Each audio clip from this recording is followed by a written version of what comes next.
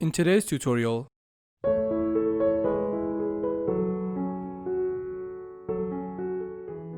hey, hope you are doing well today and welcome to my art channel. But before we start, if you like this video or you learned something new, please like, and for more videos, subscribe with notifications. There are many different techniques for blending, but my preferred method is layering. To get the most effective result with this method, you need to control the level of pressure you use on your pencil.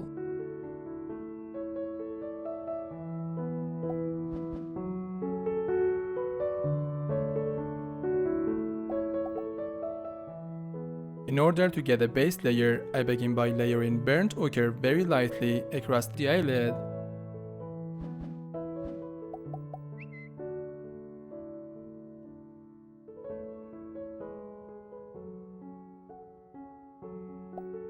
An important step to remember in this method is to hold your pencil further back.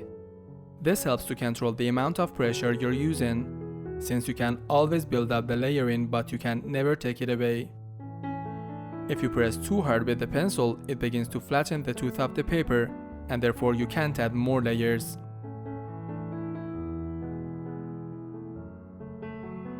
I continue to add very light layers again across the eyelid, but I ensure that I add more layers with slightly more pressure in the darker shadow areas. Then I gently apply less pressure as I come to the bottom of the eyelid. Another tip is that I start from the top of the eyelid where the shadows are and then gradually make my way down to the bottom. I prefer to start from the darker side, then work my way across to the lighter side to build up my gradient. I like to create a nice blend between my colors, and to create smooth transitions, I use many light layers to build up towards a solid tone rather than pressing hard. I always make sure my pencil is fully sharpened to help with creating smooth transition tones. This way you don't need to add as much pressure. I use the traditional grip when holding my pencil, like the same way I would do when writing. Also, to create a smoother transition, I apply less pressure when layering across to the lighter area. I'm now adding a few light layers of walnut brown on the shadowed areas at the top of the eyelid. I apply more pressure when starting with the shadowed areas and gradually apply less pressure working my way over to the lighter areas.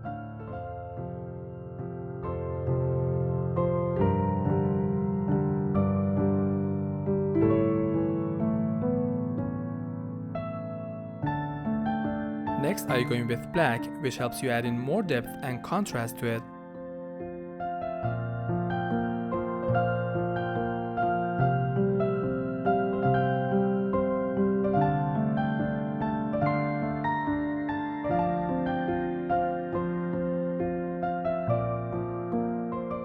For the left side of the eyelid, I create the base layer very lightly by layering burnt ochre all over the eyelid, the same way I did for the right side.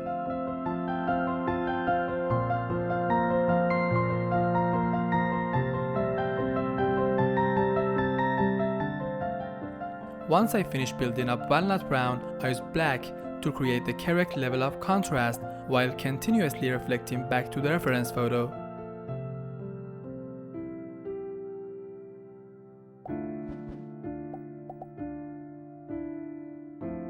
Now it's time to add the finer details, and to do this, I use the white pencil.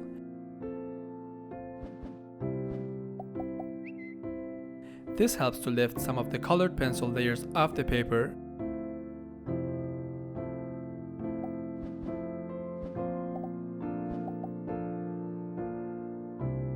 I make sure to keep looking back at the reference photo all throughout. Doing this really helps to create a more accurate level of similarity between my artwork and the reference photo I'm currently using.